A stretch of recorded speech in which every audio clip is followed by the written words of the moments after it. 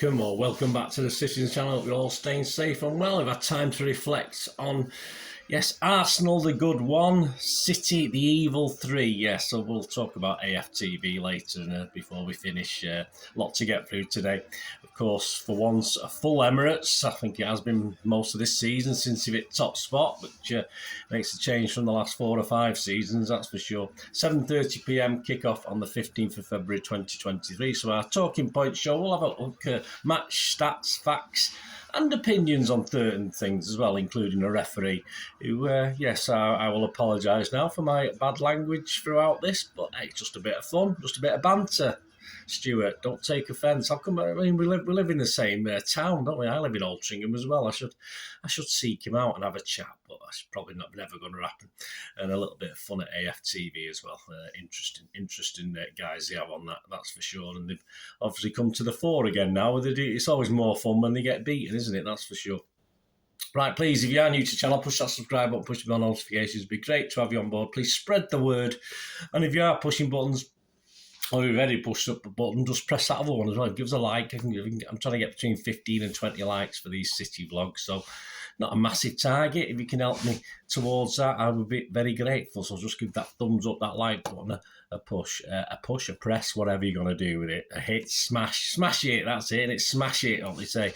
Right, the teams. Yeah, I got 10. I was quite happy with that. Pep obviously threw a bit of a wild card in there, didn't he, with this team selection again.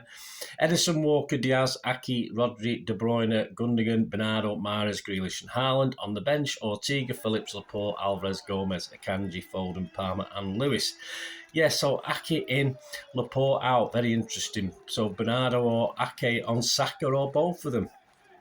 Actually, most of the trouble came from the other wing, didn't it? Down at Zinchenko and Martinelli's side rather than Saka's side last night. That lineup, well, brave or silly?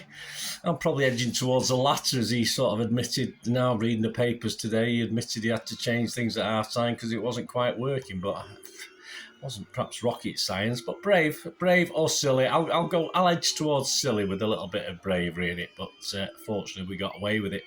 Referee Anthony Taylor, well, I will make certain comments throughout this little match report. He is the worst of all the referees to referee City. He has the worst record as far as I can see. I've checked some of the big names who do the big games, and he is certainly one of the worst. That's now 37 games he's refed of City. Thankfully, we've now won 20. Drawn 7 and lost an amazing 10, which is far way and above any other referee currently doing the Premiership games. I believe, I've not looked into every one of them, but just had a quick look at 2 or 3 of them. So anyway, it's poor. When Anthony Taylor refs, there's always a chance City have more of a chance of losing or drawing than winning, just as much chance of losing and drawing as winning. But with a little bit better last night, despite his efforts, we got through. So he's now shown 56 yellow cards to City. I thought he was going to show all 11 at one stage last night. 3 reds. He's given us 7 penalties. He tried to give us an 8. Full credit to him. VAR, well, David Coote, yeah, he got it. He got the Haaland penalty right, didn't he? I think he was just offside by the looks of it. But there's other things they're not going to get involved in. If the referee sees it as a foul by Haaland and Edison on the forward, then yeah, it's not a clear and obvious error, so he's not going to do too much about it, is he? Right, on to the match report. We'll zoom through this. A lot's written down here. 16 minutes from Arsenal losing it on the halfway line. It gets to Mahrez, a lovely feed for Haaland in the box, but his shot or cross, we weren't quite sure what it was it? And I don't think they were when I look back on the commentary. It's hard to tell when it just goes right across goal. It actually looked as though it was just missed the post when you're at the ground, but obviously it was just across the box, so I have no idea what Haaland was trying to do there, but it was a decent half chance missed. 22 minutes, it looked from my perspective as Nketiah rises to send his header just wide of a Zinchenko cross, and it certainly was. It should have really been in. He should have really scored. City we'd look like winning the ball, but blocks and bounces seemed to favour Arsenal before being put out to Zinchenko on a superb cross from him. And it really should have been, at that stage, 1-0 to Arsenal. He should have done better and got it at least on target, and it probably would have been a goal. 24 minutes, yes. Tomiyasu, poor old Tomiyasu, under pressure from Grealish, hits a poor back pass to his keeper, sits up nicely for KDB to nip it and float it over Ramsdale, sneaking in just inside. It looked as though he went in the centre of the goal to us up the other end, but just inside the near post for 1-0 for us. Previously, Haaland had pressured his marker. He was nowhere near it, but he'd forced the guy to sort of head backwards that had sort of fell to Tomiyasu and made him make that decision to make a poor back pass. 34 minutes, a yellow card for Walker for, I think he returned to the pitch before the referee had told him to come on, and I think he got a yellow card for it. As I said, any excuse for Taylor, who really is a twat, to do this seems to be the point. He just wanted to seem to book as many City players as he could, and then obviously the option of sending one off if he needed to at some stage just to cover himself. 36 minutes, Ederson, but for time wasting, yes, he was overdoing it a little bit, I must admit. We don't really need that. He could have been a bit smarter about it. Ederson's not always the brightest button, is he? But it was Taylor, of course, keen as ever, and becomes a total twat as he books him. Though it's 39 minutes, yeah, Xhaka, a nice dink over for Nketiah again, who lifts it over Ederson, who committed. It was in no man's land. Of course, it gets cleared off the line in the ground. We had no idea what was happening. I don't think people at home did until, for a few seconds and replays. And Ederson, yeah, his momentum takes him into Nketiah. Got his shot off already. He didn't foul him before his shot. And once the ball was cleared, Taylor, the total twat in a hat, gives a very soft penalty. We see these all the time. We saw with Ireland coming together the other day with the keeper, and obviously it went the keeper's way. And this time Taylor wasn't going to mess about. He had a job to do, didn't he? He had City to get beat in this. So his team were 1-0 down. So it was 1-1, a penalty. Again, VAR's not going to get involved. We didn't have any replays in the ground to see what had happened. I saw a couple of stills at half time when I was went behind on the concourse. But of course,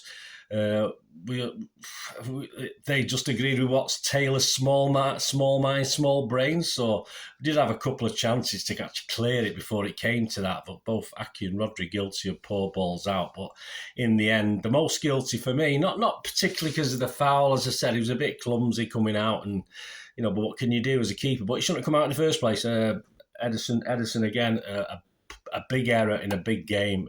He shouldn't have really come off his line like that. He wasn't going to get it. He wasn't going to get to the ball. I just don't see the point. Just a rush of blood, which Ederson has a tendency to do. 42 minutes, it's, of course, the penalty eventually taken after all the furore. Ederson tells him where to put it and then dives the opposite way. And obviously Saka puts it where Ederson's told him to put it. But I don't ever have any high hopes when Ederson's facing a penalty. 6 minutes were added at half-time. A yellow for Bernardo, possibly deserved at the time. He'd been sort of getting stuck into Saka as much as he could and getting away with it. 51 minutes, yeah, Haaland wins a free kick. Mahrez floats it in and Arsenal don't quite clear it. There's a sort of back header, and of course Rodri stoops to head it and it deflects off seemingly Aki's shins and hits the bar, and then ricochets up, and obviously Ramsdale just slaps it wide. And a lucky escape for Arsenal on the stroke of half-time. It could have easily been 2-1 to City. So that was half-time. Into the second half. Yeah, half-time, my thoughts were we're going to have to play better. I could only see Arsenal going on to win this at half-time. And thankfully Pep did make that little switch, admitted that he'd been slightly wrong with that lineup in formation in the first half. So second half, we looked a lot better and Arsenal looked a lot less, not cool, because I don't think they ever were, but certainly weren't in it as much. We'll look at the stats in a bit, obviously. 57 minutes, Haaland in a tussle with Gabriel. It seems to better him, which I think, again, 50-50 chance of whether that's a foul. And after a solid... This was after a solid interception by Walker had fell to Haaland. And a little bit less of a total twat Taylor, points to the spot. But yeah, VAR quite rightly, by the looks of it, when I look back on the replay, overrules it for an offside in the build-up. 61 minutes, Akanji comes on for Mahrez. An odd substitution, appears defensive, But yeah, in the way that I wanted to see a stronger back line anyway, it proved anything but, because it's given certain players freedoms that perhaps they didn't have when we had one less defender on the pitch. So yeah, a good decision by Pep, but it took him 61 minutes to do that, and then we did start looking a lot better. 62 minutes, the biggest twat in Altrincham, Taylor, yeah, he's even bigger than me, takes another City number as Grealish is booked for dissent. 66 minutes, a Tomiyasu across the 6-yard box. That ball eludes everyone. There's nobody to get on the end of it. 68 minutes, super sub. Akanji sees a shot cleared off the line. 72 minutes, it's 2-1 for City after an Arsenal error. Some neat work in and around the box. Silva feeds Haaland, who moves it across nicely the penalty area to Gundo, who then slides it across in his own way rather than shooting, which he probably would have shot in the old days, but thankfully he's decided to sort of move it on and give someone else responsibility, and he slid it across for Grealish, whose shot I think was covered. I think it was covered by Ramsdale. I think he would have saved it. It wasn't wide enough of him, but fortunately it took a little deflection off defender, just enough to beat Ramsdale. So a bit of luck for Grealish, but hopefully that will do him some good as well. So 2-1 for City. And yeah, I think we've been the better team at that stage in the second half. Even to say we got tated in the first half, of course. 77 minutes of tired looking and sort of injured Grealish's sub for Foden. Yeah, I was glad actually, because when he did score the goal, he spent that much time celebrating. I just half expected Taylor to get another yellow card out and send him off. So thankfully anyway, they took him off. 82 minutes, our Nordic meat shield, of course, calmly slots home as KDB finds him cleverly in the box with Ramsdale sort of slightly unbalanced. Haaland takes a touch first, which obviously confuses or unbalances as well Ramsdale.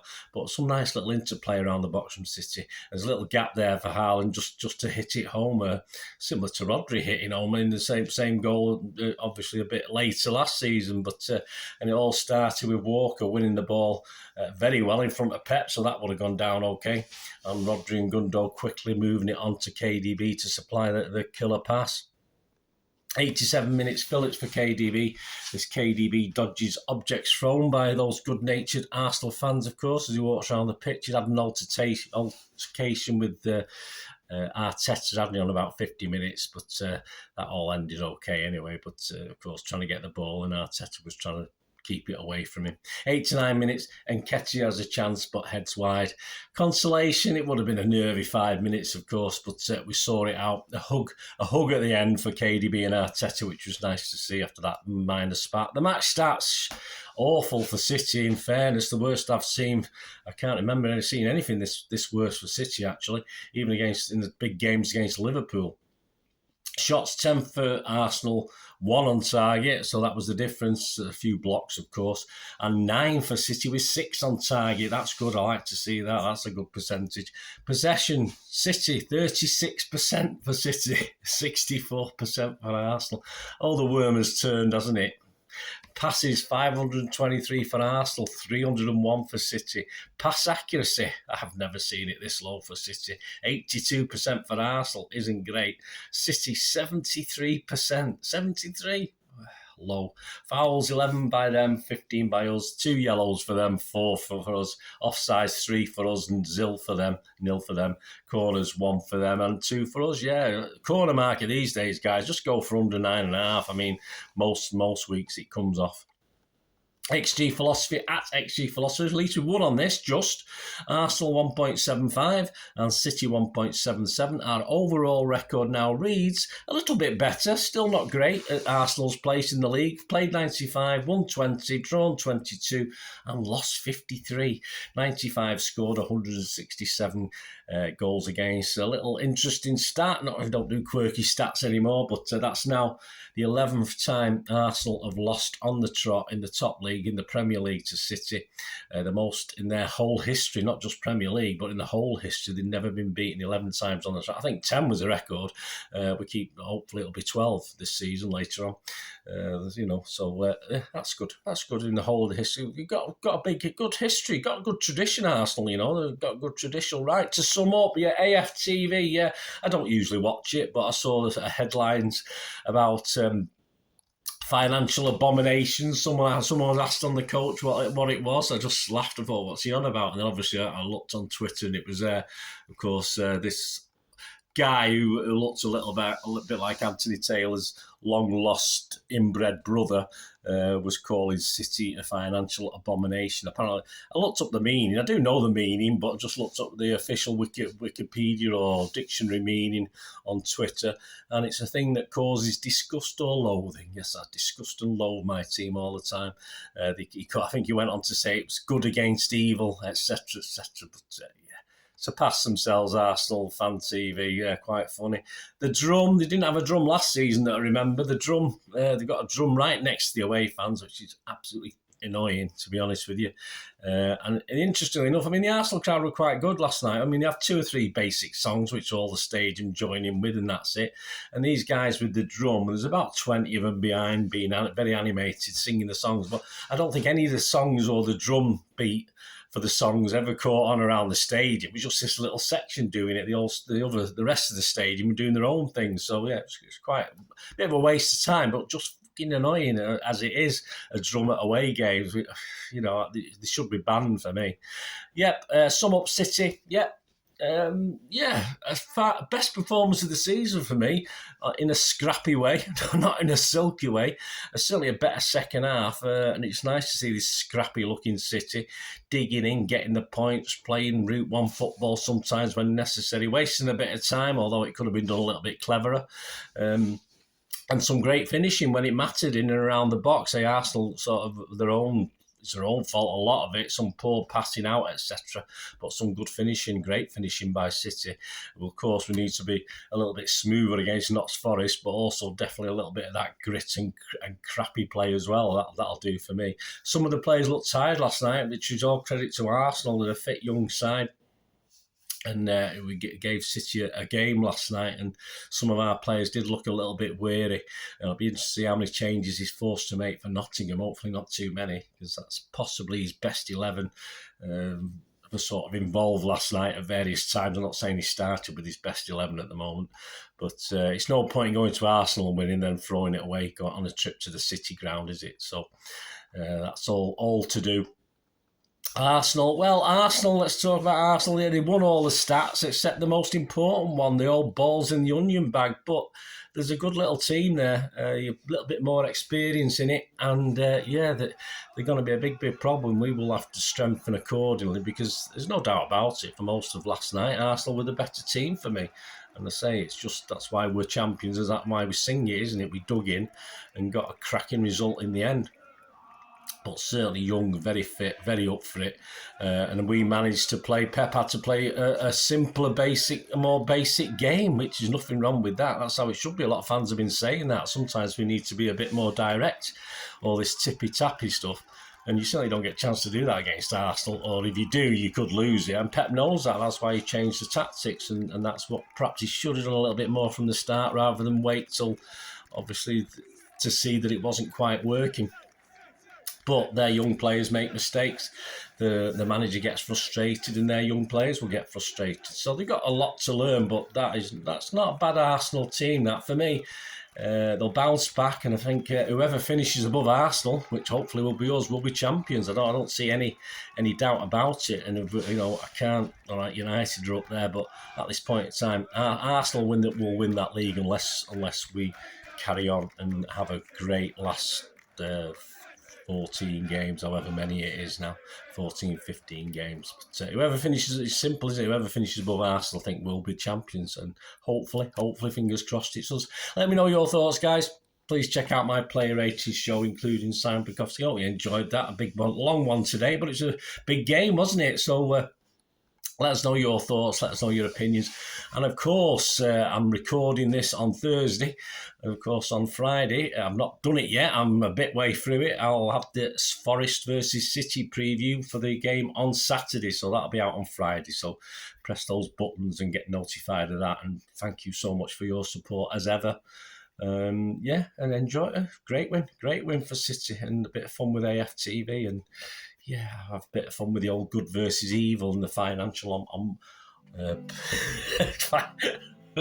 on abominations and all this stuff. But you got to laugh. We got to laugh. There's no point, is there? We got to laugh at it. Simple as that. Thanks for watching, guys. Please, be great to hear from you. Until we meet again, that's one thing, don't I? Please stay safe, Blues. Come on, City. Bye for now.